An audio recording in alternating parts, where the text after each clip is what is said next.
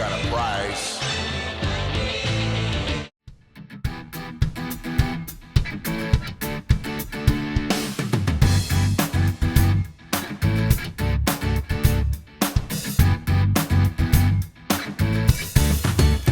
Hey everybody, this is Perch. Is it all about the money?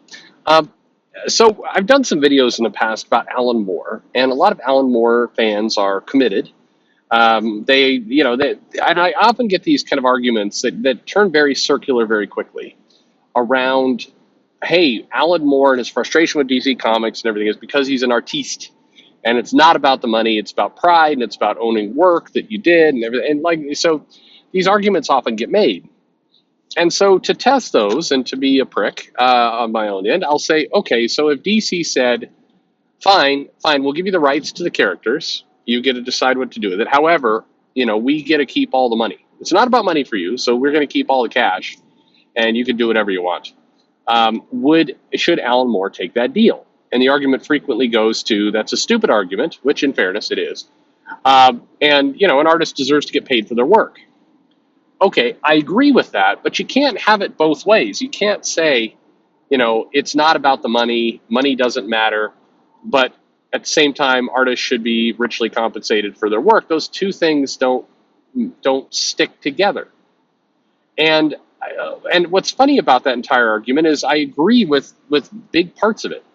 I agree with the fact that you can't make it all about the money. Passion in art does need more than just cash to motivate. You got to have some other things going on in your life or the work will turn pretty stale.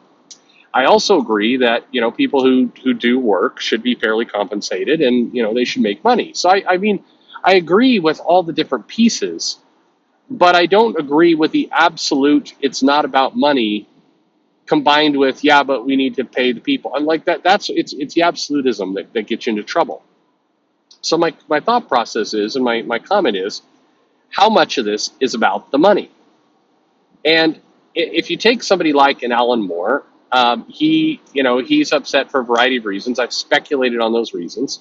Hardcore fans of Alan Moore did not like that speculation, but it is what it is. And until somebody comes up with a better answer, by all means, prove me wrong by coming up with a better solution to all that. I think Alan Moore is frustrated by the fact that DC continues to make money and control these characters and this work that he believes he owned and did, and which in fairness he did. He did do these things. So I think he is correctly irritable about that. I think that in many different ways, I think that Alan Moore probably represents kind of this aspect, this dynamic that comics has, continuously dodged. Meaning they should have tackled this topic, but they refuse to, which is how exactly do you give the creators, artists, whoever it might be, how do you give them rights to a lot of these things, and you preserve the overall just, business that you're trying to obtain? How do you create a fair and equitable business model that works for the people involved in it? And comics got itself addicted to this crutch of the independent contractor where they could kind of just pay somebody something and they could ask for, lots of involvement and you need to be in and you need to be helping and kind of all this stuff. And simultaneously say, yeah, but we're not going to pay you that way and we're going to kind of dodge, a lot of the different things. By the way, the solution is not a union. As we found from the Image Union, where Image now is the absolute best place to work, right? Everybody is super happy over there and things are working out. How is that Image Union working out? Did that solve all the problems for you? It didn't? Huh.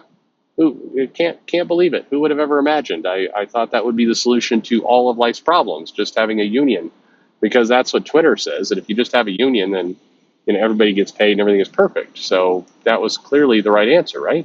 Isn't that? No? Anyway. Comics has relied on this weird structure where you've got some internal people and they're paid relatively low, and then you've got other internal people that are paid abnormally high, meaning the management. And then you have these independent contractor deals that ask for committed, in-depth, long-term storytelling with no ownership of the characters, if you're in the big two, and some ownership of the small characters. But let me pop one bubble. that has existed inside of comics for a while.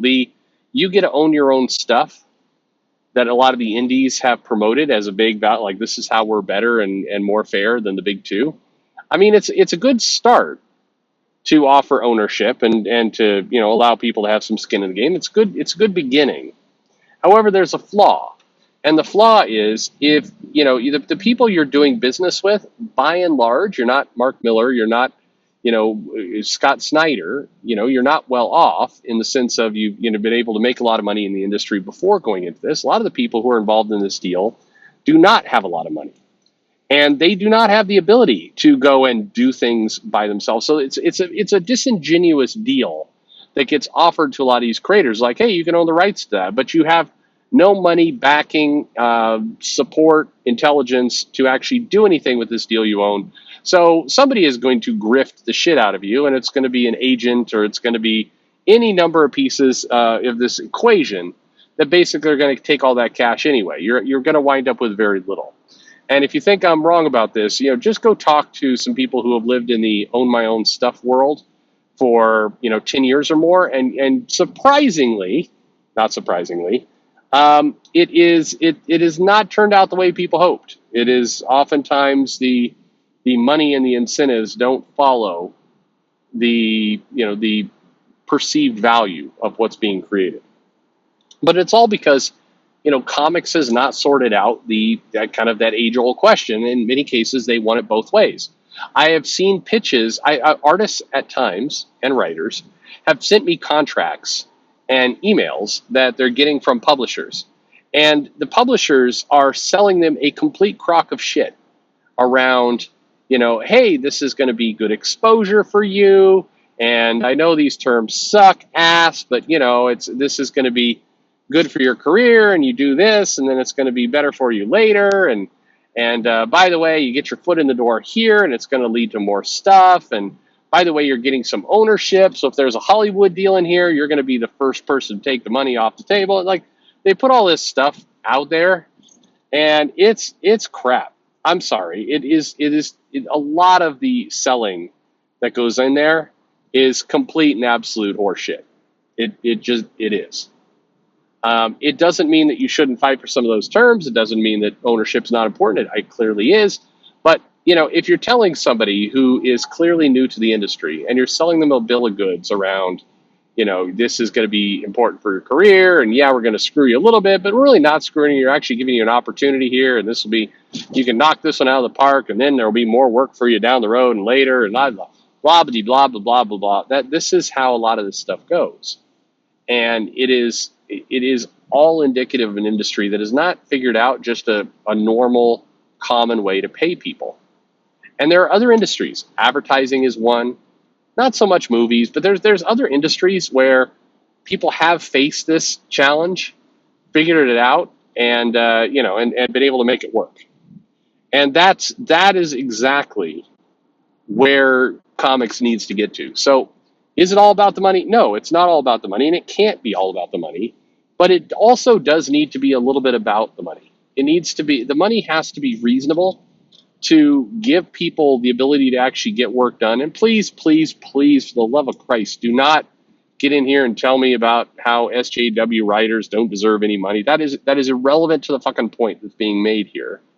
It's that if you want good quality work, you have to put good quality money out on the table. And if you do that and you have a consistent way of doing it, then you will attract better talent, you will attract longer term things, and you will avoid a lot of these discussions, and you'll get out of this, frankly, nauseating, constant debate about who's doing what, where things are, all that kind of is Alan Moore in for the money, or is he in for art freedom, or all this kind of stuff becomes a distraction to actually getting good, solid work out the door and having a business.